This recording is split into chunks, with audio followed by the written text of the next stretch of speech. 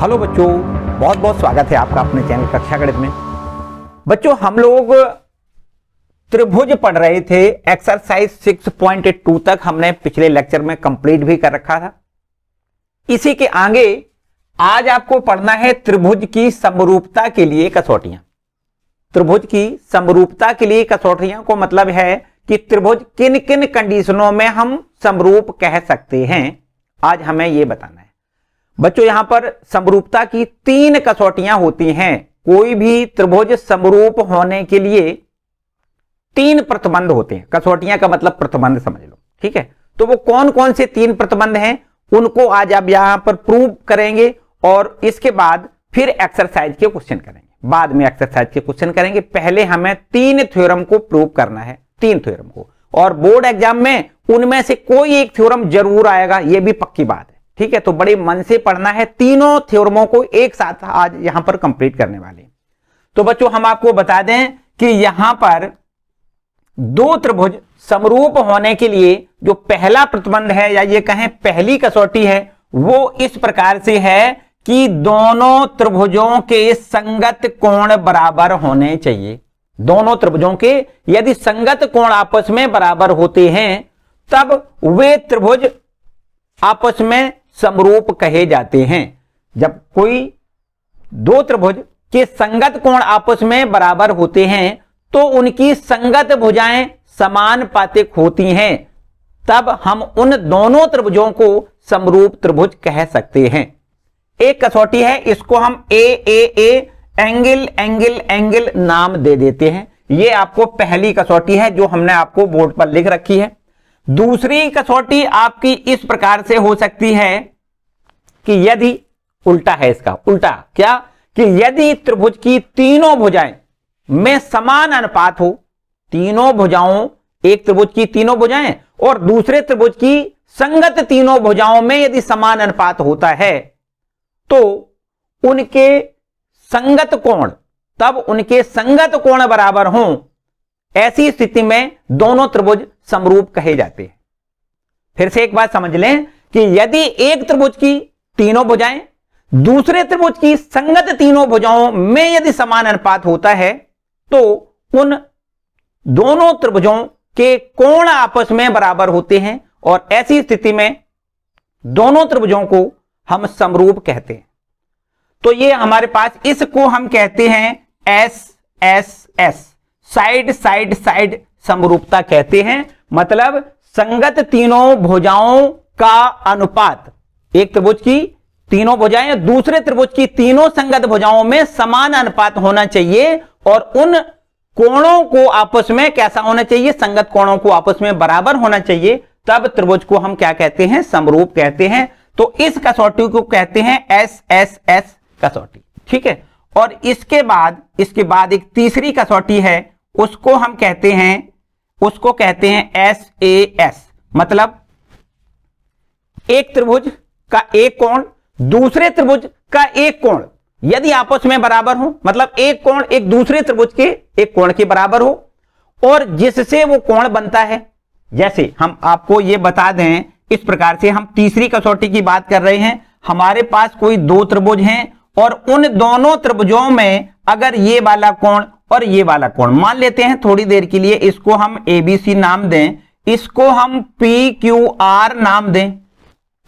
तो यदि ये वाला कोण और ये वाला कोण आपस में बराबर हो, एक त्रिभुज का एक कोण दूसरे त्रिभुज का एक कोण आपस में बराबर हो, तथा इस कोण को बनाने वाली दोनों भुजाएं और इस कोण को बनाने वाली दोनों भुजाओं में यदि समान अनुपात होता है तो अभी हम त्रिभुज को समरूप कहते हैं और इस कसौटी को कहते हैं SAS कसौटी, ठीक है।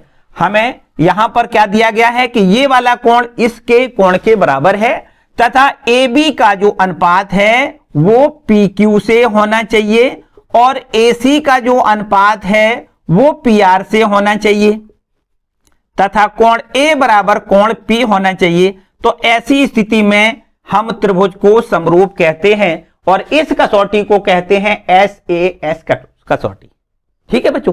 तो यहां पर हम 3 कसौटियों की आज बात करेंगे, 3 प्रतिबंधों की बात करेंगे जिनमें हम ये कहेंगे कि ये दोनों त्रिभुज आपस में समरूप हैं। ठीक है, तो सबसे पहली बात यहां से हम करेंगे ए कसौटी की। देखो जो बोर्ड पर हमारे पास कथन लिखा हुआ है, इस कथन को एक बार ढंग से पढ़ लें। देखो क्या लिखा हुआ है, लिखा है यदि दो त्रिभुजों में संगत कोण बराबर हो, यदि दो त्रिभुजों में संगत कोण बराबर हो तो उनकी संगत भुजाएं एक ही अनुपात में अर्थात समानुपाती होती हैं और इसीलिए ये त्रिभुज समरूप होते हैं। तो बच्चों यहां पर जो हमें कथन दिया जाता है उस कथन को हम यहां पर हेडिंग डाल लेते हैं साधारण प्रतिज्ञा। क्या हेडिंग डाल लेते हैं? साप्रा, शॉर्ट में लिख दें साधारण प्रतिज्ञा, स्टेटमेंट भी इसको इंग्लिश में कह सकते हैं। तो यहां पर जो हमें कथन दिया गया है उसको हम एक हेडिंग के रूप में साधारण प्रतिज्ञा लिख लेते हैं। इसमें से हमें अब ढूंढना होता है कि हमें यहां पर क्या दिया गया है, यहां क्या दिया गया है, इसमें से हमें ढूंढना है। तो बच्चों यहां पर हमें क्या दिया गया है? हमें दिया गया है दो त्रिभुजों में संगत कोण बराबर हो, मतलब दो त्रिभुज दिए गए हैं, उनके संगत कोण आपस में बराबर दिए गए हैं। हमें यहां पर देखो एक चित्र बनाना है दो त्रिभुजों का, हमें यहां पर दो त्रिभुजों को बनाना है। पहला त्रिभुज, इसका नाम हम दें ए बी सी, और एक दूसरा त्रिभुज और बना लेते हैं, एक और दूसरा त्रिभुज बना लेते हैं। इस त्रिभुज को हम नाम दे दें, दूसरा त्रिभुज है इसका हम दूसरा कोई नाम दें, लिख देते हैं पी क्यू आर। ये आपका एक दूसरा त्रिभुज है।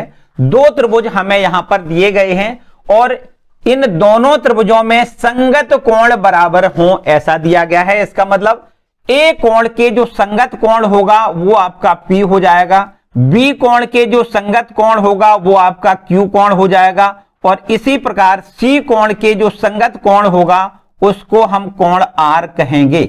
तो हमें यहां पर दिया गया है, क्या दिया है यहां पर लिखें कोण, यहां लिख देते हैं त्रिभुज ए बी सी व त्रिभुज पी क्यू आर में हमें दिया गया है कि कोण ए जो है वो बराबर है कोण पी के, कोण बी है वो बराबर है कोण क्यू के, तथा कोण जो सी है वो बराबर है कोण आर के। ये हमें इतनी बात दी गई है। ये इस वाले कोण के बराबर है, बी वाला कोण क्यू वाले कोण के बराबर है, सी वाला कोण आर वाले कोण के बराबर है, ऐसा हमें प्रश्न में दिया गया है। और फिर इसके बाद यहां पर हमें सिद्ध क्या करना है? सिद्ध करना है। तीसरा हम यहां पर हेडिंग डालेंगे सिद्ध करना है। हमें क्या सिद्ध करना है? हमें यह सिद्ध करना है कि तो उनकी संगत भुजाएं एक ही अनुपात में अर्थात समानुपाती होती हैं। अगर ऐसा हो कि ये कोण संगत आपस में बराबर हो तो उनकी संगत भुजाएं समानुपातिक होती हैं, अर्थात हमें सिद्ध ये करना है कि जो ए बी की संगत भुजा है वो है आपकी पी क्यू। तो ए बी का जो पी क्यू से अनुपात है, ए बी का पी क्यू से अनुपात है, वही अनुपात बी सी और क्यू आर का होना चाहिए। बी सी के संगत कौन सी भुजा है? क्यू आर है, और वही अनुपात होना चाहिए ए सी से पी आर का अनुपात होना चाहिए।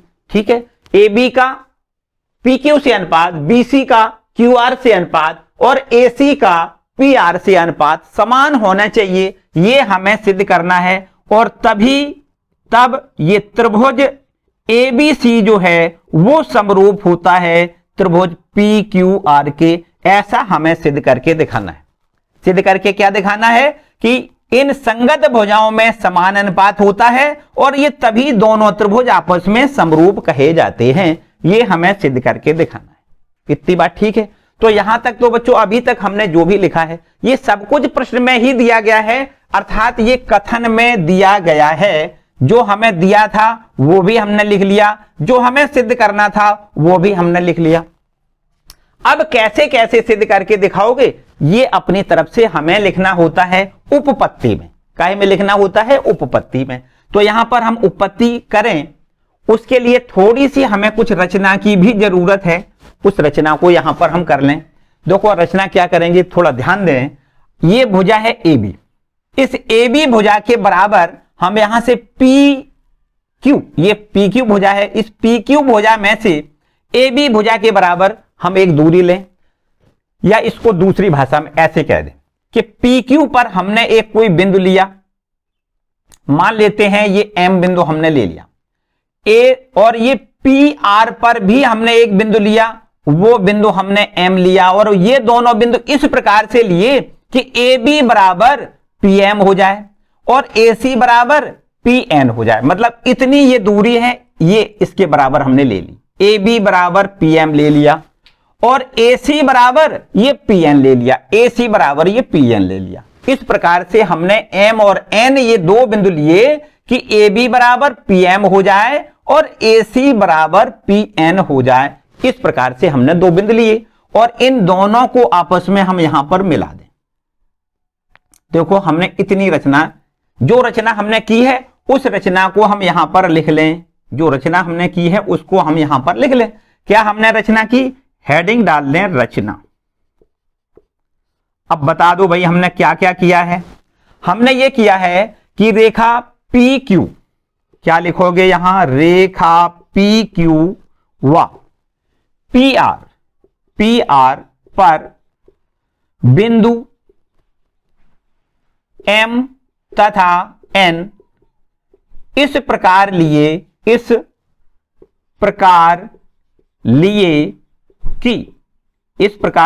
कि PM काहे के बराबर है? PM बराबर AB है तथा PN बराबर काहे के है? PN बराबर में AC है। इतना हमने रचना किया है। ठीक, इतनी रचना की है। इसके बाद अब हेडिंग डालेंगे उपपत्ति।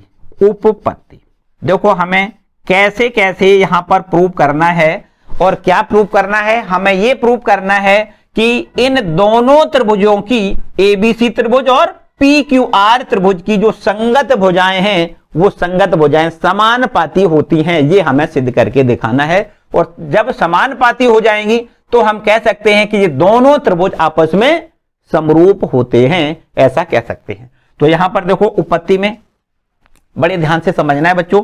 यहां पर एक त्रिभुज हमने लिया है ABC, देखो यहां ले लेते हैं एक त्रिभुज ABC, वह एक आपके पास दूसरा त्रिभुज है इधर देखो PMN। कौन सा है? PMN।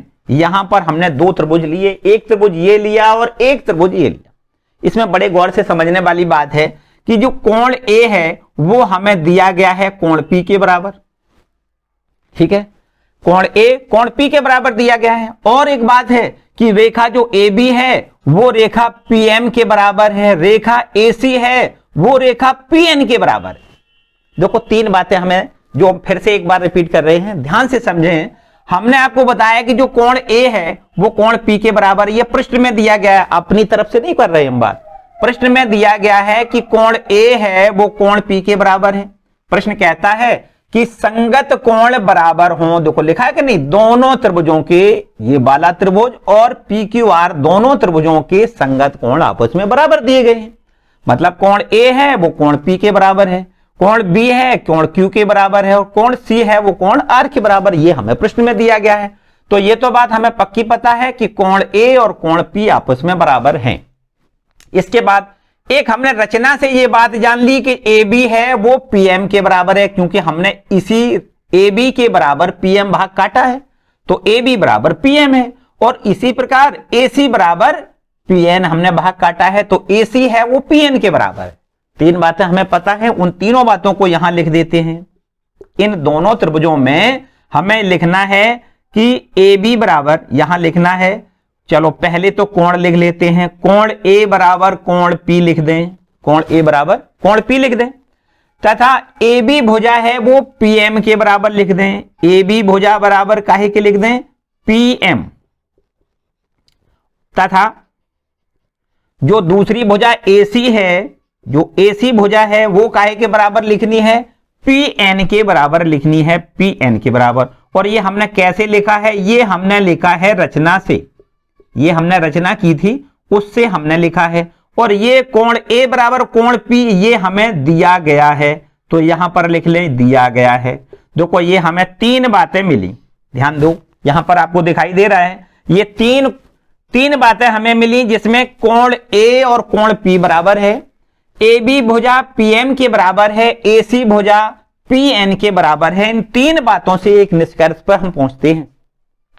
क्लास 9th में आपने सर्वांग समता पढ़ी है, क्लास 9th में आपने सर्वांग समता पढ़ी है, और उस सर्वांग समता की एक शर्त होती है कि यदि कोई दो त्रिभुज आपस में सर्वांग सम हो तो उनके लिए एक प्रतिबंध होता है, कोई एक कोण बराबर हो, कोई दो संगत भुजाएं आपस में बराबर होती हैं तो त्रिभुज सर्वांग सम होते हैं। यहां पर ये वाला कोण इसके बराबर है, ये वाली भुजा इसके बराबर है, ये वाली भुजा इसके बराबर है, इसका मतलब ये दोनों त्रिभुज आपस में सर्वांग सम हैं। यहां समझते हैं, यहां लिख दें, अतः त्रिभुज ए बी सी सर्वांग सम, देखिए ध्यान दें सर्वांग सम का निशान ये होता है ना, त्रिभुज ए बी सी सर्वांग सम त्रिभुज, सर्वांग सम त्रिभुज P M N, P M N, P M N, ये वाला त्रिभुज और ये वाला त्रिभुज दोनों आपस में कैसे हैं, सर्वांग सम। क्यों सर्वांग सम है, यहां पर हम उस प्रतिबंध को लिख दें जिसके कारण हमने ये जाना कि ये दोनों त्रिभुज आपस में सर्वांग सम है। यहां पर ये वाला कोण इसके बराबर, मतलब ये कोण कोण के बराबर, भुजा भुजा, दो भुजाएं आपस में बराबर, तो यहां लिख देते हैं एस ए एस, सर्वांग समता, सर्वांग समता से, ठीक है। इस सर्वांग समता से एस ए एस का मतलब दो साइडें आपस में बराबर और उन साइडों से निर्मित कोण आपस में बराबर दिया गया है, इसीलिए हमने ये जान लिया कि ये दोनों त्रिभुज आपस में कैसे हैं, सर्वांग सम। इतनी बात ठीक है।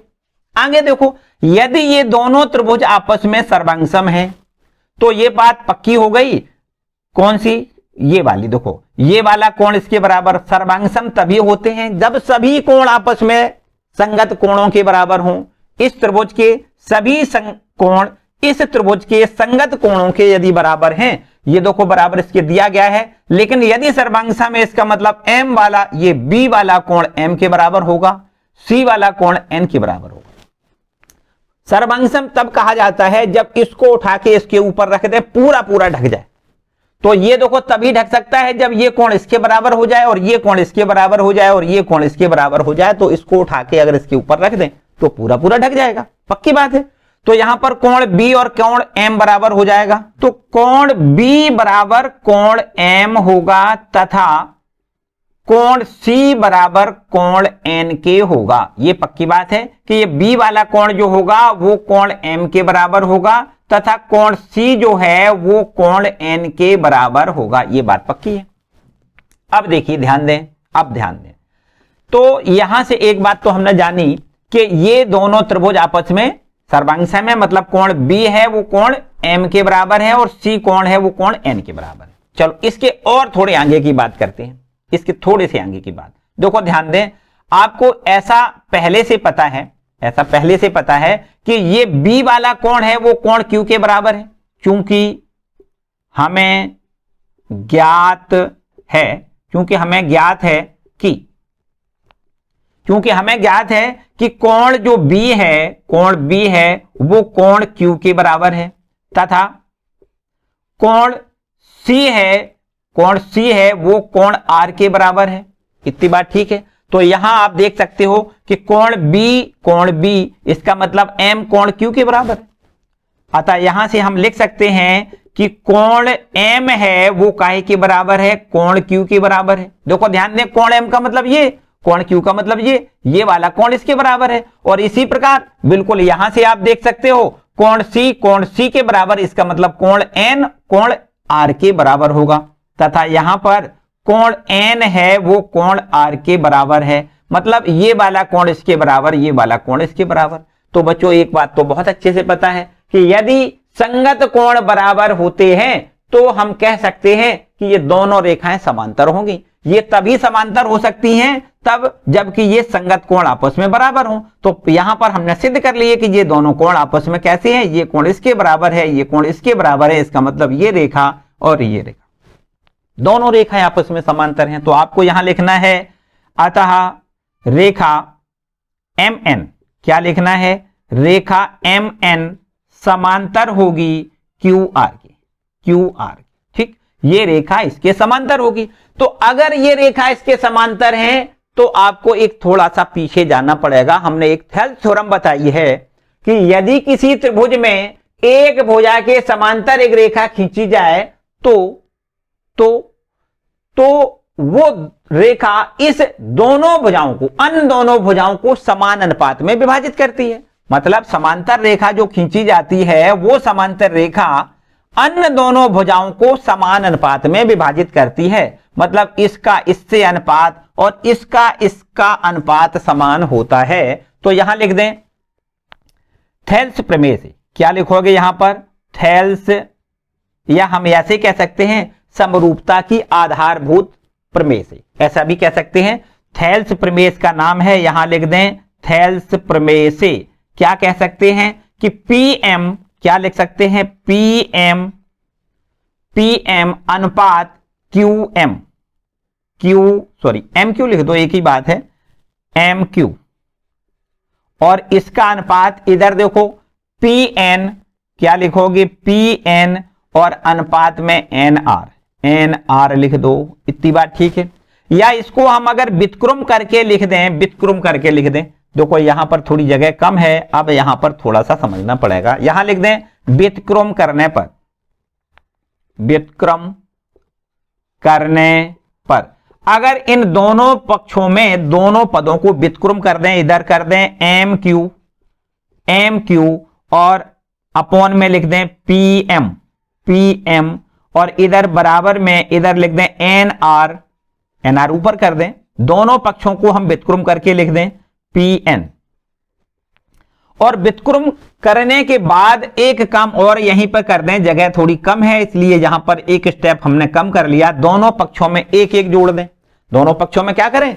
एक एक जोड़ दें। तो इसके बाद देखो यहां थोड़ी जगह कम है, यहां लिख लेते हैं। देखो ध्यान दें थोड़ा सा, ये आपके पास हम यहां से PM एलसीएम लें तो इतना मिल जाएगा। देखो MQ कितना लिखोगे यहां पर? MQ प्लस में PM, ठीक है। इधर बराबर देखो, इधर भी हमें एलसीएम PN मिलेगा, PN एलसीएम लें तो ये हो जाएगा NR प्लस PN लिख दें, ठीक है। अब यहां से देखो ध्यान दें, ये जो लिखा है MQ प्लस PM, चित्र से देखो MQ ये है, PM ये है, मतलब ये इतना भाग प्लस ये इतना भाग, दोनों भागों को जब जोड़ देंगे तो हम इस पूरी रेखा पर पहुंचते हैं। PQ इसको लिख सकते हैं।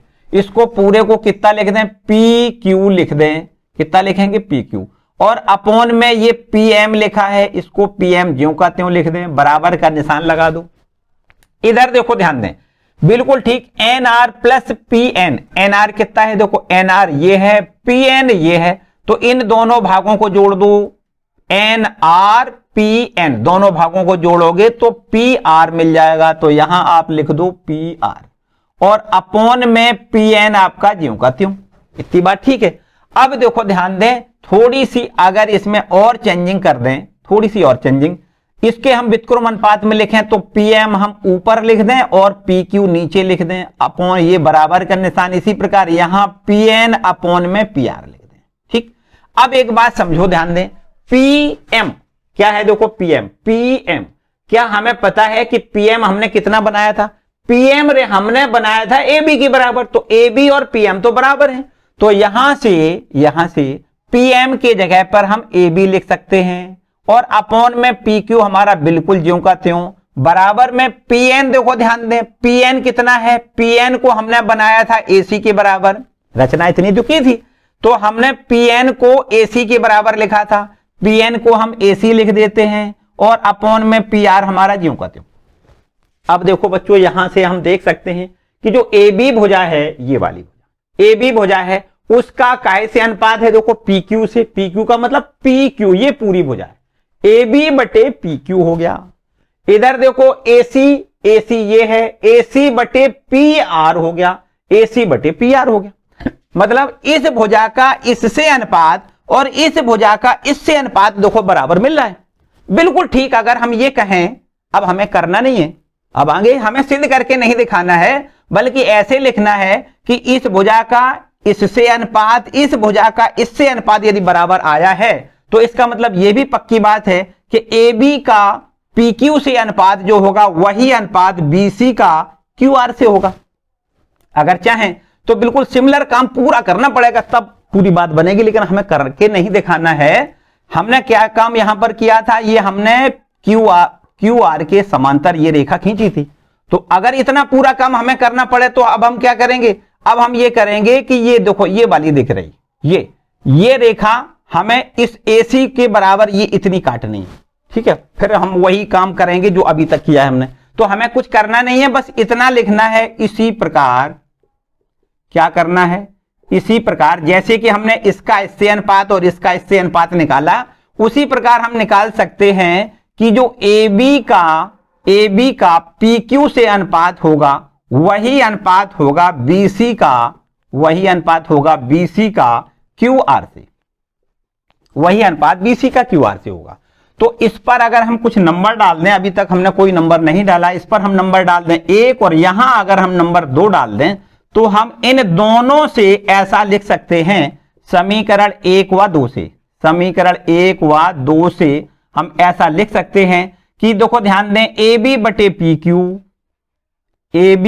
PQ और बराबर में AB बटे PQ बराबर BC बटे QR और बराबर में ये है AC बटे PR के बराबर। तो यहां पर हमें यही सिद्ध करना था कि उनकी संगत भुजाओं में समान अनुपात होता है, मतलब इसका इस भुजा से अनुपात और BC का QR से अनुपात तथा AC का PR से अनुपात समान हमने देखो सिद्ध कर लिया। इसका मतलब ये दोनों त्रिभुज समरूप हैं। आपको लिखना है अतः त्रिभुज ABC समरूप त्रिभुज PQR लिखना है और बस यहां लिख देते हैं प्रूव्ड। ठीक है बच्चों, क्लियर बात। तो अरे इसको बड़ी मन से पढ़ लो। हमने बताया बच्चों 3 हमने यहां पर थ्योरम बतानी है, ये आपकी पहली थ्योरम है। 3 में से एक थ्योरम बोर्ड एग्जाम में जरूर आएगा, ठीक है। तो बड़े मन से एक बार पूरी थ्योरम को रिपीट दोबारा से कर लो अच्छे से। यदि किसी प्रकार कोई समस्या लगे तो कमेंट सेक्शन में कमेंट करके बताएं, ठीक है। और समझ आ गया तो भैया इसको भी बताएं कि हाँ सर समझ में आ गया, ठीक है। अब हम देखते हैं ये इसका जो दूसरी थ्योरम है, या हम ये कहें उसकी दूसरी कसौटी, हम कैसे जानेंगे कि दोनों त्रिभुज समरूप हैं, उसकी जो दूसरी कसौटी है उस पर आते हैं, ठीक है। इसको मैं नोट कर लो, फिर इसको रब कर लेते हैं। चलो बच्चों देखते हैं दूसरी कसौटी क्या है। लिखा है यदि 2 त्रिभुजों में एक त्रिभुज की भुजाएं दूसरे त्रिभुज की भुजाओं के समानुपाती हो तो इनके संगत कोण बराबर होते हैं, इसीलिए दोनों त्रिभुज समरूप होते हैं। यहां पर हमें दूसरी कसौटी यहां पर प्रूफ ऐसा करना है कि 2 त्रिभुज समरूप होने के लिए प्रतिबंध दिया गया है कि 2 त्रिभुजों में एक त्रिभुज की भुजाएं, प्रश्न को अच्छे से रीड करिए, जो कथन लिखा है उसको आपको अच्छे से रीड करना है, मन से समझना है कि यहां पर हमें क्या क्या बातें दी गई हैं और हमें क्या सिद्ध करना है। हमसे प्रश्न कहता है कि 2 त्रिभुज हैं, उन दोनों त्रिभुजों की भुजाएं, एक त्रिभुज की भुजाएं दूसरे त्रिभुज की भुजाओं के समानुपाती हैं, ऐसा प्रश्न में दिया गया है। तो यहां पर हमें 2 त्रिभुज बनाने हैं। मान लेते हैं कि एक त्रिभुज है कोई आपका, इसको हम लिख देते हैं ABC, और इसके बाद एक दूसरा त्रिभुज और है, इसको हम लिख लेते हैं PQR। क्या लिख लें? PQR लिख लें। ये 2 त्रिभुज हमें दिए गए हैं ABC और PQR, और ये दोनों त्रिभुज, इसमें कुछ प्रतिबंध दिया गया है कि ये दोनों त्रिभुज इस प्रकार से हैं कि एक त्रिभुज की भुजाएं दूसरे त्रिभुज की भुजाओं के समानुपाती हैं, मतलब इसकी भुजाएं इसकी भुजाओं के समानुपाती दी गई हैं। मतलब AB से PQ का अनुपात बराबर में BC से QR का अनुपात बराबर में AC से PQ का अनुपात समान दिया गया है, ऐसा हमें प्रश्न में दिया गया है। तो यहां पर हम सबसे पहला हेडिंग डाल लेते हैं, दिया है। एक पहला वास्तव में नहीं बल्कि इसको हम दूसरा हेडिंग कहेंगे। पहला हेडिंग ये कथन लिखा होता है, उसको हम लिखते हैं, कथन को क्या लिखते हैं? साधारण प्रतिज्ञा। इसको क्या लिखते हैं? साधारण प्रतिज्ञा। ये साधारण प्रतिज्ञा हमें प्रश्न में दी जाएगी। उसको बिल्कुल हूबहू ज्यों का त्यों हमें उतार देना होता है। और इसके बाद दूसरा हेडिंग होता है दिया है, और जो भी बातें हमें दी गई हैं इसी में से हमें छांटनी, अच्छे से रीड करके समझना है कि क्या क्या हमें दिया गया है। हमें दिया गया है त्रिभुज, 2 त्रिभुज दिए गए हैं। एक त्रिभुज है ABC व एक त्रिभुज मान लेते हैं PQR। ये 2 त्रिभुज हमें दिए गए हैं और इन दोनों त्रिभुजों में कुछ बातें और दी गई हैं कि एक त्रिभुज की भुजाएं दूसरे त्रिभुज की भुजाओं के समानुपाती हैं। यह भी हमें दिया गया है। मतलब बात यह है कि एक त्रिभुज की भुजा AB और दूसरा त्रिभुज है PQ, AB भुजा PQ भुजा के समानुपाती बराबर में, मतलब AB से PQ का अनुपात, समानुपाती नहीं, समान अनुपात में तो हमें लिखना है AB से PQ का अनुपात लिखना है BC से QR के अनुपात के बराबर। ये Q और यहां पर R लिख दें, है ना, QR का अनुपात, और बराबर में AC का PR से अनुपात। ये समान अनुपात दिया गया है, इसका इससे अनुपात बराबर इसका इससे अनुपात बराबर AC का PR से अनुपात समान हमें दिया गया है। समान अनुपात का मतलब, समानुपाती का मतलब समान अनुपात है, ठीक है। और इसके बाद हमें सिद्ध क्या करना है, यहां पर हेडिंग डाल लें, सिद्ध करना है। क्या सिद्ध करना है यह भी हमें प्रश्न में दिया गया है। हमें सिद्ध करके यह दिखाना है तो उनके संगत कोण बराबर होते हैं, इन दोनों के संगत कोण बराबर होते हैं, ऐसा हमें सिद्ध करना है। यहां लिख देते हैं सिद्ध करना है कि कोण A है वो कोण P के बराबर हमें सिद्ध करना है। कोण A कोण P के बराबर सिद्ध करना है। कोण B कोण Q के बराबर हमें सिद्ध करना है, तथा कोण C है वो कोण R के बराबर सिद्ध करना है। अर्थात अगर ऐसा होता है, कैसा, कि ये वाला कोण इसके बराबर सिद्ध हो जाए, B वाला Q के बराबर सिद्ध हो जाए, C वाला R के बराबर सिद्ध हो जाए, तो हम कह सकते हैं कि त्रिभुज ABC है वो समान, त्रिभुज ABC जो है वो आपका समरूप होगा त्रिभुज PQR के समरूप हो। ठीक, ये तभी समरूप हो सकता है जब संगत कोण आपके बराबर बराबर हो जाए, ठीक है क्या। तो यहां हमें यह सिद्ध करके दिखाना है।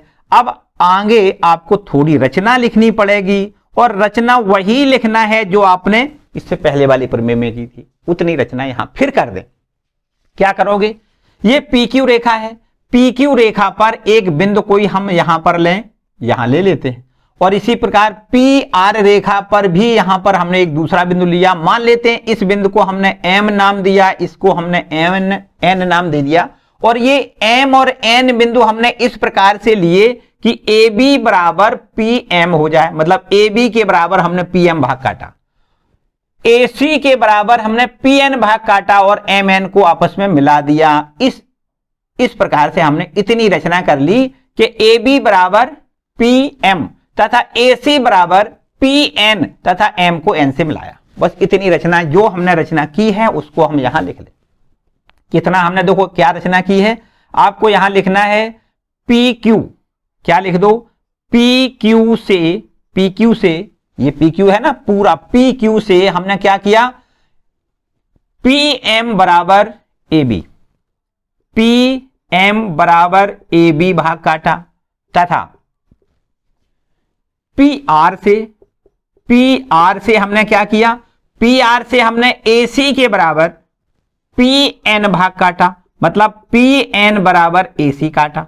इतना हमने रचना की है। और हमने साथ साथ दूसरी बात और यहां आगे लिख दें कि रेखा MN खींचा तथा M को N से मिलाया, ऐसे भी लिख सकते हो, ठीक है, M को N से मिलाया। बस इतनी हमने रचना की, जो हमने अपने तरफ से रचना की है वो यहां पर हमने लिख दी। अब आगे थोड़ी सी और बात, हमें अब ये सिद्ध करके दिखाना है, ये सिद्ध करके दिखाना है कि इनके जो संगत कोण ये बराबर बराबर सिद्ध करके दिखाना है। कोण A कोण P के बराबर सिद्ध करना है, B वाला Q वाले कोण के बराबर सिद्ध करना है, C वाला R वाले कोण के बराबर सिद्ध करके दिखाना है। और यदि ऐसा होता है तो लिख सकते हैं कि दोनों त्रिभुज आपस में समरूप हैं। ठीक, अब यहां से हम हेडिंग डाल लें उपपत्ति, हेडिंग डाल लें उपपत्ति। ठीक, यहां हमें देखो दिया गया है, सबसे पहले लिख लेते हैं दिया है। क्या दिया गया है समझते हैं। हमें ये देखो पहले ये वाला स्टेटमेंट दिया गया था। क्या दिया है कि उनकी संगत भुजाओं में समान अनुपात दिया गया है। मतलब हमें दिया गया है AB से PQ का अनुपात, AB बटे में PQ, और बराबर में दिया गया है AC का PR से अनुपात, AC अपॉन PR। ये हमें इतना दिया गया है। ठीक, ये दिया गया है कि इसका इससे अनुपात बराबर है AC का PR से अनुपात, ऐसा हमें दिया गया है। तो अब एक बात और समझो कि अगर AB की बात करें तो AB के बराबर तो PM है और AC के बराबर ये PN है। तो यहां पर AB को हम अगर PM लिख दें, AB को क्या लिख दें, PM लिख दें, और अपॉन में PQ लिखा रहने दें ज्यों का त्यों। ठीक है, इधर देखो AC को हम PN लिख दें, यहां AC को PN लिख दें, और अपॉन में PR ज्यों का त्यों लिखा रहने दें। अब देखो इन दोनों त्रिभुजों की बात करें, PMN तथा PQR, इन दोनों त्रिभुजों की बात करें तो यहां पर हमने सिद्ध किया है कि PM से PQ का अनुपात, PM से PQ का अनुपात बराबर PN से PR का अनुपात है। तो इसका मतलब सीधी बात है कि ये इसके समांतर होगी। ये आपकी थेल्स के प्रमेय का विलोम है कि यदि किसी भी त्रिभुज में एक भुजा की समांतर एक रेखा खींची जाती है तो यह समांतर रेखा अन्य दोनों भुजाओं को समान अनुपात में विभाजित करती है। या इसका उल्टा कर दें कि यदि इन दोनों रेखाओं में समान अनुपात होता है तो ये वाली रेखा इसके समांतर होती है। तो वही बात हो गई कि PM का PQ से अनुपात PN से PR के अनुपात के बराबर है। इसका मतलब MN और QR आपस में समांतर हैं। तो आपको यहां लिखना है अतः MN समांतर है QR की। इतनी बात ठीक है। यहां पर हमें ये रेखा इस रेखा के समांतर मिल गई। तो यदि ये रेखा इसके समांतर मिल गई, इसका मतलब ये वाला कोण इसके बराबर है, ये वाला कोण इसके बराबर है। ये भी बात पक्की है। ये देखो, अतः हम यहां लिख दें कि कोण PMN बराबर है कोण Q के, तथा कोण PNM बराबर है कोण R के। ये भी बात पक्की है। ये वाला कोण या ये इसके बराबर है और ये वाला कोण इसके बराबर है। अब देखो इन दोनों त्रिभुजों की बात करें, त्रिभुज PMN, त्रिभुज PMN व त्रिभुज PQR में, इन दोनों त्रिभुजों में आप देख सकते हो कि ये वाला कोण देखो दोनों के लिए उभयनिष्ठ है। ये इसके लिए भी है और ये इसके लिए भी है। और दूसरी बात, ये वाला कोण छोटे वाले त्रिभुज का ये कोण और इस वाले बड़े वाले त्रिभुज का ये कोण भी आपस में बराबर है। ये भी कोण आपस में बराबर है। मतलब हम ऐसा कह सकते हैं कि इस छोटे वाले त्रिभुज मतलब PMN का, त्रिभुज PMN के सभी संगत कोण PQR त्रिभुज के संगत कोणों के बराबर हैं। मतलब ये कोण उभयनिष्ठ है, ये कोण इसके बराबर है, ये कोण इसके बराबर है। इसका मतलब इस छोटे वाले त्रिभुज का प्रत्येक कोण बड़े वाले त्रिभुज के प्रत्येक संगत कोण के बराबर है। तो यहां पर हम ऐसा कह सकते हैं कि यदि कोण बराबर होते हैं तो त्रिभुज कैसे होते हैं, समरूप होते हैं। तो इसका मतलब है कि त्रिभुज, अतः यहां लिख दें, अतः त्रिभुज PMN समरूप त्रिभुज PQR होगा। मतलब इस त्रिभुज के ये बड़ा वाला त्रिभुज कैसा होगा, समरूप होगा। और यदि ये समरूप है तो इसका मतलब संगत भुजाएं समानुपातिक होंगी। तो हम यहां लिख सकते हैं कि यहां लिख सकते हैं कि जो PM है, क्या है, PM है, उसका PQ से अनुपात, उसका PQ से अनुपात बराबर में PM का PQ से अनुपात बराबर में PN का PR से अनुपात और बराबर में MN का QR से अनुपात समान होगा।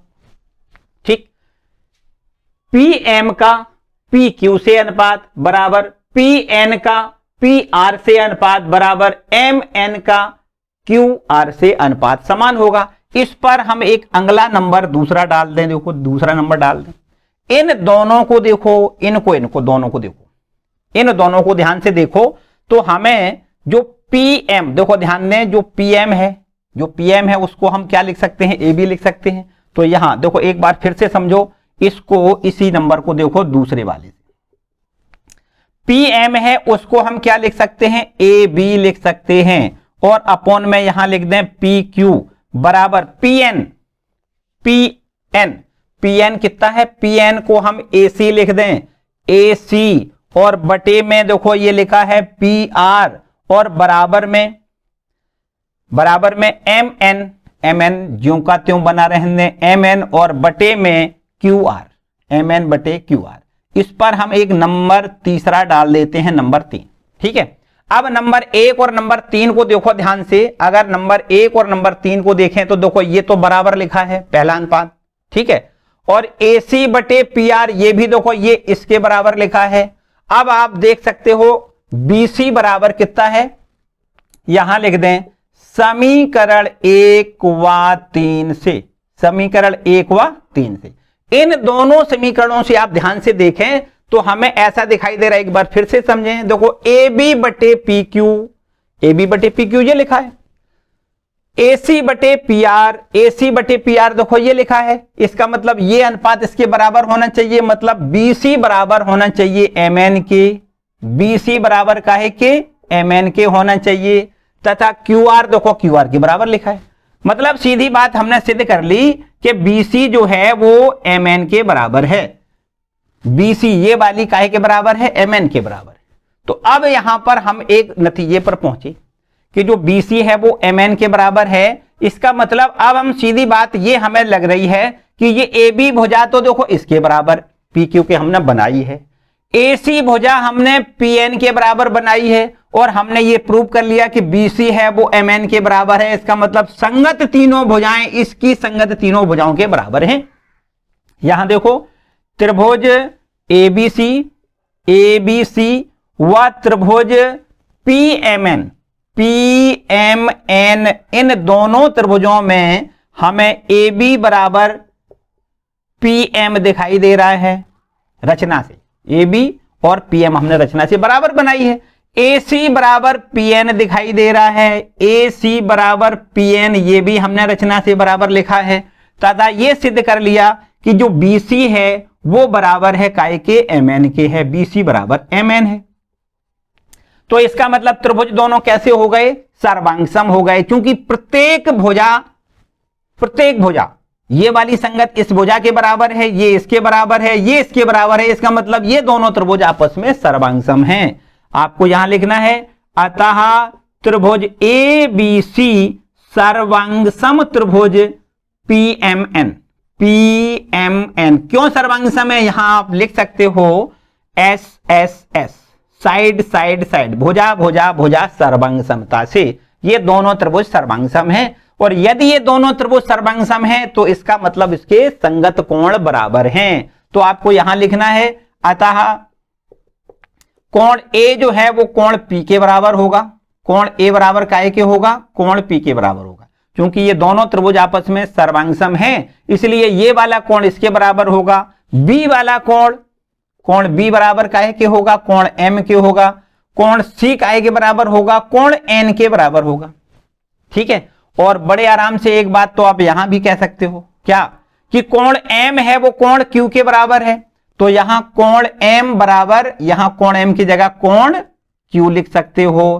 कोण एन काहे के बराबर है, कोण आर के बराबर है, यहां कोण आर लिख सकते हो। तो हमारे पास यहां पर इस त्रिभुज के प्रत्येक संगत कोण इस त्रिभुज के देखो कोणों के बराबर निकले। कहां पर देखो एक बार फिर से लिख दें कि कोण ए बराबर हमने कोण पी निकाला है, कोण ए बराबर कोण पी निकाला है, कोण बी बराबर कोण क्यू निकाला है, कोण बी बराबर कोण क्यू, तथा कोण सी बराबर है कोण आर के बराबर है। इसीलिए त्रिभुज समान कोणिक कहे जाएंगे, और समान कोणिक जब त्रिभुज होते हैं तो इसका मतलब त्रिभुज दोनों कैसे होते हैं? समरूप होते हैं। तो आपको लिखना है अतः त्रिभुज ABC समरूप त्रिभुज PQR लिखना है। यही हमें देखो सिद्ध करना था, ठीक है, यही सिद्ध करना था कि अगर इन दोनों त्रिभुजों की संगत भुजाओं में समान अनुपात है, ABC और PQR त्रिभुज की संगत भुजाओं में समान अनुपात है, तो इसका मतलब प्रत्येक संगत कोण आपस में बराबर है और इसीलिए ये दोनों त्रिभुज आपस में समरूप होते हैं। ठीक है, तो बड़े मन से एक बार फिर से पूरी थ्योरम को अच्छे से रीड करेंगे, अच्छे से पढ़ेंगे और नोट करके आप एक बार ध्यान से इसको समझ लें। हमने जैसा कि बताया कि यहां पर 3 थ्योरम हैं और 3 थ्योरम में से एक थ्योरम आपको बोर्ड एग्जाम में जरूर मिलेगी। ठीक है, तो ये दूसरी नंबर की थ्योरम है। एक बार इसको फिर से समझ लें। यहां पर हमें दिया गया है कि त्रिभुज है कोई ABC, एक त्रिभुज है PQR, दोनों त्रिभुज आपस में इनकी संगत भुजाओं में समान अनुपात है। दिया गया है कि त्रिभुजों में एक त्रिभुज की भुजाएं दूसरे त्रिभुज की भुजाओं के समानुपाती है, मतलब इस त्रिभुज की भुजाएं और इस त्रिभुज की भुजाएं में समान अनुपात दिया गया है। AB का PQ से अनुपात, BC का QR से अनुपात, AC का PR से अनुपात बराबर बराबर हमें दिया गया है और हमें सिद्ध ये करना है कि प्रत्येक संगत कोण आपस में बराबर होते हैं। A कोण P के बराबर है, B कोण जो है वो कोण Q के बराबर है और C कोण जो है वो कोण R के बराबर है। ऐसा हमें प्रश्न में सिद्ध करना है और इसलिए ये दोनों त्रिभुज आपस में समरूप कहे जाते हैं। जब तीनों कोण आपस में तीनों कोणों के बराबर होते हैं तो दोनों त्रिभुज समरूप कहे जाते हैं। रचना हमने इतनी की है कि ये त्रिभुज ABC है, ये PQR है, हमने AB के बराबर ये PM भाग काटा है, AC के बराबर PN भाग काटा है और M को N से मिलाया। इस प्रकार से हमने इतनी रचना की है और इसके बाद उपपत्ति पर नंबर आते हैं। तो उपपत्ति में हमें यह बात दी गई थी कि इसका इस भुजा का इस भुजा से अनुपात और AC का PR से अनुपात समान है। देखो ये वाली बात। अब हमने जो AB है, AB को हमने बनाया था PM के बराबर, AC के बराबर हमने PN लिखा था। तो यहां पर हमने AB को PM लिख दिया, AC को हमने PN लिख दिया, बाकी ज्यों का त्यों। तो अब हमने ऐसा कर लिया कि ये भुजा इस भुजा का पूरी भुजा से अनुपात और इस भुजा का इस पूरी भुजा से अनुपात समान है, इसलिए हम कह सकते हैं कि ये दोनों रेखाएं आपस में कैसी हैं? समांतर हैं, MN समांतर QR। और जब ये दोनों रेखाएं समांतर हैं इसका मतलब ये वाला कोण इसके बराबर है, ये वाला कोण इसके बराबर है। इस पर हम देखो यहां डबल कर दें और इस पर यहां ट्रिपल कर दें, ये इसके बराबर है, ये इसके बराबर है। ठीक है कि नहीं?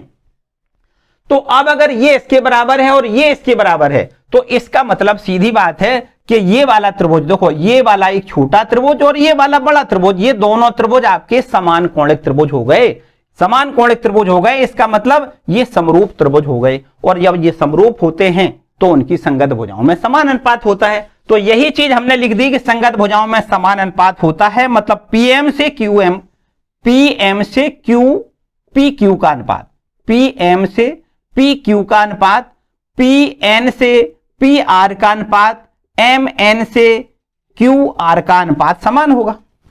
ठीक, और यहां से अब हमने PM के जगह पे AB लिख दिया, ये PM है ना, ये AB के बराबर, तो PM की जगह AB लिख दिया, बटे में PQ ज्यों का त्यों। PN जो है PN की जगह हमने AC लिख दिया, AC बटे PR लिख दिया और ये आपका MN बटे QR ज्यों का त्यों। ठीक है, तो ये आपके पास नंबर 1 है और ये नंबर 3 है। दोनों समीकरणों की हमने तुलना कर दी, तो तुलना करने से हमें BC बराबर MN मिल गया। देखो एक बार तुलना करके यहां फिर बता दें, AB बटे PQ, देखो यहां भी AB बटे PQ है, AC बटे PR, AC बटे PR है। इसका मतलब ये अनुपात और ये अनुपात बराबर होना चाहिए। देखो QR तो बराबर है, तो BC को हम MN के बराबर लिख दें। ये देखो लिख दिया हमने BC बराबर MN। तो अब हमने सिद्ध कर लिया, देखो क्या कि ये वाला त्रिभुज और ये वाला त्रिभुज, ये दोनों त्रिभुज आपस में समरूप सर्वांगसम त्रिभुज है। क्यों सर्वांगसम है? क्योंकि ये BC तो हमने MN के बराबर लिखा है, ये वाला हमने इसके बराबर बनाया था, ये वाली भुजा इसके बराबर बनाई थी। इसका मतलब संगत तीनों भुजाएं आपस में इस त्रिभुज की संगत तीनों भुजाओं के बराबर हैं। तो इसका मतलब दोनों त्रिभुज कैसे हो गए? सर्वांगसम।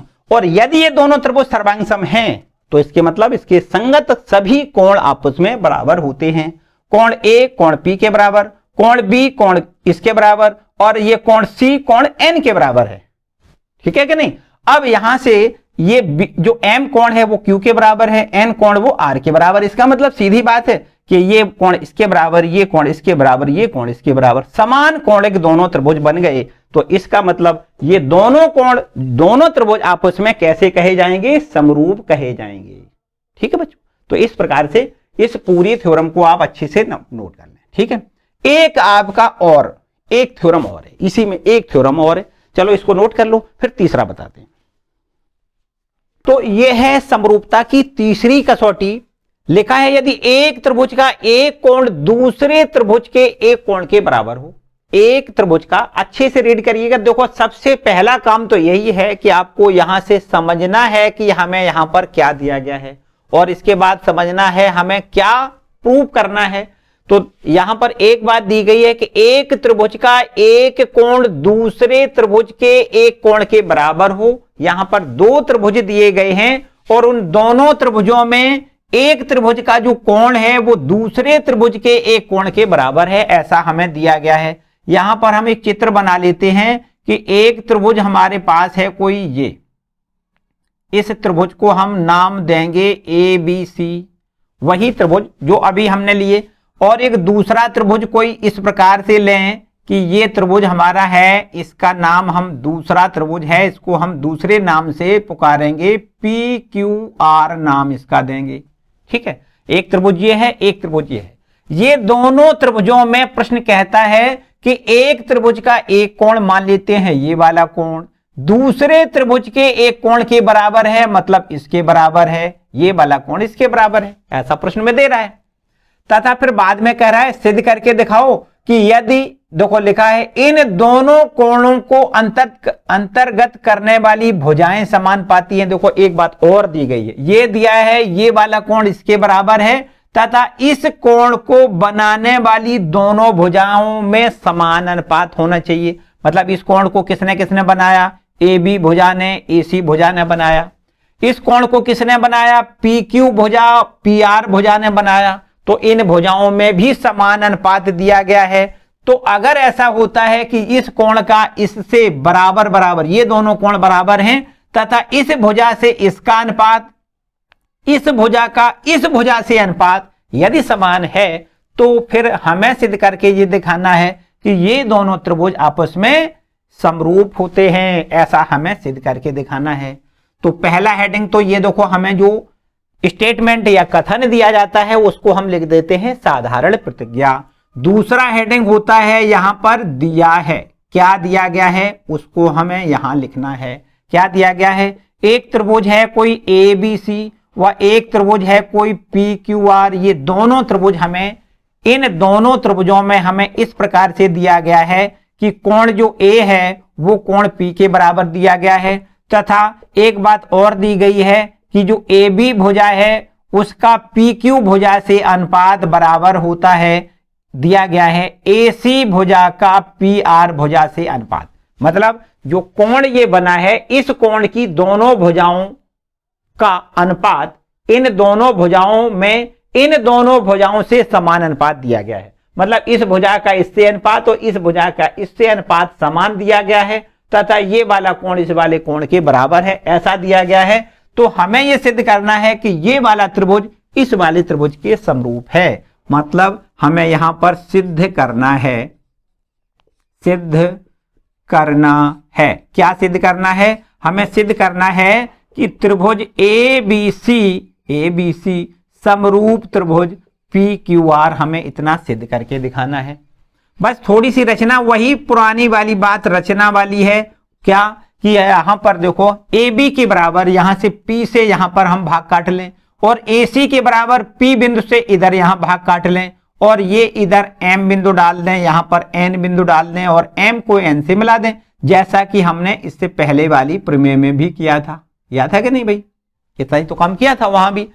फिर से एक बार समझें, हमने दूसरे रूप में कह दें इसको कि जो पी क्यू रेखा है इस पर हमने एक एम बिंदु लिया, पी आर रेखा है इस पर हमने एन बिंदु इस प्रकार से लिया कि ए बी बराबर पी एम हो जाए, ए सी बराबर ये देखो पी एन के बराबर, पी एन ए सी के बराबर हो जाए। इस प्रकार से हमने एम और एन बिंदु लिए कि पी एम ए बी के बराबर हो जाए, पी एन ए सी के बराबर हो जाए तथा एम को एन से मिला दिया। इतनी हमने यहां पर रचना की है। तो यहां लिख दें रेखा पी क्यू से, रेखा पी क्यू से पी एम बराबर ए बी काट लिया तथा पी आर से पी एन बराबर ए सी काटा तथा एम एन रेखा खींचा। ठीक, इतनी हमने देखो रचना की है। जो हमने रचना की उसको भी हमने लिख लिया। इसके बाद अब आते हैं उपपत्ति पर। उपपत्ति देखो, इसको भी बड़े ध्यान से समझो। उपपत्ति क्या, हमें प्रश्न क्या कहता है? उपपत्ति में हमें प्रश्न में ऐसा सिद्ध करके दिखाना है कि त्रिभुज एबीसी पी क्यू आर के समरूप है, ऐसा हमें सिद्ध करके दिखाना है। तो यहां पर एक बात तो सीधी बात है कि यहां पर हमें दिया गया है, क्या दिया गया है कि कोण ए जो है वो कोण पी के बराबर है। इतनी बात तो प्रश्न में दी गई है। तथा एक बात यहां पर देखो कि ए बी भुजा है, ए बी भुजा वो काई के बराबर है, ए बी भुजा है वो आपकी पी एम के बराबर है, पी एम के बराबर है। तथा ए सी जो भुजा है वो काई के बराबर है, पी एन के बराबर है। तो यहां से इस त्रिभुज की और इस त्रिभुज की अगर बात करें तो इसमें देखो ये वाला कोण इसके बराबर है और ये वाली भुजा इस वाली भुजा के बराबर है, ये वाली भुजा इस वाली भुजा के बराबर है। तो इसका मतलब अब यहां से इन दोनों त्रिभुजों को हम सर्वांगसम कह सकते हैं। सर्वांगसम के लिए 3 प्रतिबंध चाहिए कि एक कोण बराबर हो, 2 संगत भुजाएं बराबर हो। तो ऐसे त्रिभुज को हम क्या, ऐसे दोनों त्रिभुजों को क्या कहते हैं? हम सर्वांगसम त्रिभुज कहते हैं।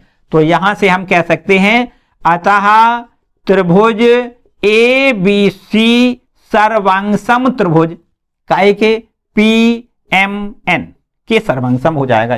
ये दोनों त्रिभुज आपस में सर्वांगसम हो जाएंगे। क्यों हो जाएंगे? यहां लिख लें क्यों हो जाएंगे सर्वांगसम। यहां लिख दें एस ए एस सर्वांग समता से, समता से। ठीक, एस ए एस सर्वांग समता से ये दोनों त्रिभुज सर्वांगसम, मतलब साइड एंगल साइड, भुजा कोण भुजा सर्वांग समता। भुजा भुजा के बराबर है, कोण कोण के बराबर है, भुजा भुजा के बराबर है। इसलिए से भुजा कोण भुजा कहें या साइड एंगल साइड कहें, एक ही बात है। ठीक है, तो ये दोनों त्रिभुज आपस में कैसे हो गए? सर्वांगसम हो गए। और अब एक अगली बात देखो, ध्यान दें। यहां पर एक बात और आपको यहां दी गई है। देखो यहां हमें दिया गया है क्या, ये देखो हमें यहां पर हमने जो लिखा है इसको ना लिखें, दिया है ना लिखें, बल्कि यहां पर ए कोण पी के बराबर तो दिया गया है। तो यहां पर केवल इसी को लिखना है दिया है, ये हमें यहां पर लिखना है दिया है। और ये हमने कहां से लिखा है? ये रचना से लिखा है और ये भी हमने रचना से लिखा है। ये दोनों बातें रचना से लिखी हैं, ये बात हमें दी गई है। अब जो दिया है वो यहां लिख लेते हैं। हमें क्या दिया गया है? हमें ऐसा दिया गया है कि ए बी से, देखो ये दिया गया है ए बी से पी क्यू का अनुपात, ए बी बटे पी क्यू बराबर ए सी बटे में पी आर, ऐसा हमें देखो दिया गया है, ये दिया गया है। इससे एक बात और आगे आती है कि ए बी को हमने पीएम लिखा है। तो ए बी बराबर पीएम लिख दें, क्योंकि हमने पीएम को काय के बराबर काटा था, ए बी के बराबर काटा था। पीएन को काय के बराबर काटा है, ए सी के बराबर काटा है। तो पी एन, इसको देखो ए सी को हम क्या लिख दें? पी एन लिख दें। ठीक, यहां पर एक बार समझो, दिया है मैं पी क्यू, यहां पी और है ना, ए बी बटे पी क्यू बराबर ए सी बटे पी आर, ऐसा हमें दिया गया है। तो बस ए बी को हम क्या लिख दें? पी एम लिख दें, ए बी को पी एम लिख दें। और ये आपका पी क्यू ज्यों का त्यों बराबर में ए सी को हम पी एन लिखेंगे, पी एन और अपोन में पी आर। इतनी बात ठीक है। अब देखो ध्यान दें, इस बात से हम क्या नतीजा पर निकले? पीएम बटे पी क्यू, पीएम और बटे में पी क्यू बराबर पी एन बटे में पी आर। इससे हमारे पास एक नतीजा निकल रहा है कि जो एम एन है वो इसके समांतर है। क्योंकि संगत भुजाओं में समान अनुपात तभी होता है जब ये वाली भुजा इसके बराबर होती है। थेल्स थ्योरम का ये विलोम है, जिसमें हमने आपको बताया कि अगर इन दोनों भुजाओं में समान अनुपात होता है तो ये वाली रेखा इसके समांतर होती है, या अगर ये इसके समांतर होती है तो इनकी यहां पर समान अनुपात में ये विभाजित करती है। तो बस इसी के हिसाब से हमें लिखना है कि जो mn है वो काय के समांतर हो जाएगी, QR के समांतर। यहां लिखना है अतः mn समांतर है QR के, mn समांतर QR। ठीक, अब एक बात देखो, और ये वाली रेखा अगर इसके समांतर है तो ये कोण भी तो आपस में बराबर हो जाएंगे, ये कोण इसके बराबर हो जाएगा। यहां लिख दें अतः कोण PMN, PMN ये बराबर हो जाएगा कोण Q के, तथा कोण PNM, PNM ये बराबर हो जाएगा, PNM बराबर हो जाएगा कोण R के। ठीक, इतनी बात ठीक है। अब देखिए आगे, तो अब यहां पर दोनों त्रिभुजों की बात करें, देखो ध्यान दें, ये वाला कोण इसके बराबर हो गया, ये वाला कोण जो है वो इस वाले कोण के बराबर हो गया, और ये कोण देखो उभयनिष्ठ है। तो यहां पर इस ऊपर वाले त्रिभुज की बात करें और ये बड़े वाले त्रिभुज की बात करें, ये दोनों त्रिभुज आपस में समरूप हो जाएंगे, क्योंकि यहां पर दोनों त्रिभुज आपस में समान कोणिक हो रहे हैं। देखो यहां पर लिख देते हैं त्रिभुज PMN तथा त्रिभुज PQR, PQR इनमें आप देख सकते हो कि कोण जो P है वो उभयनिष्ठ है। कोण P क्या है? उभयनिष्ठ है। ठीक है, P कोण है वो उभयनिष्ठ है, तथा कोण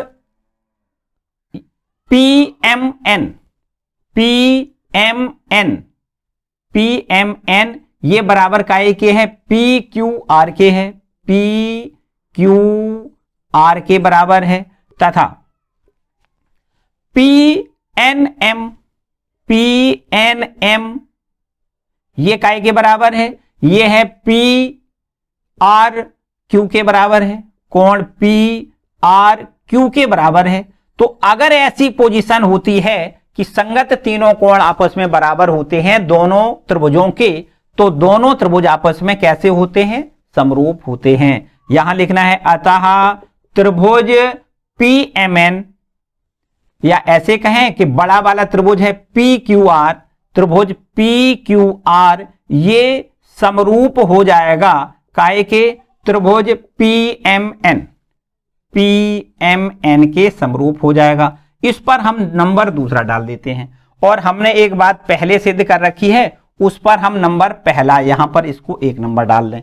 अब देखो बच्चों कि जो सर्वांगसम त्रिभुज होते हैं वो समरूप हमेशा होते हैं, लेकिन समरूप त्रिभुजों को सर्वांगसम होना आवश्यक नहीं है। तो यहां देख सकते हो कि ये वाला छोटा त्रिभुज और इस वाले त्रिभुज के ये समरूप निकला था, सॉरी सर्वांगसम निकला। देखो ये वाली बात हमने लिखी है, और यहां से हमने सिद्ध किया है कि ये छोटा वाला त्रिभुज इस बड़े वाले त्रिभुज के समरूप है।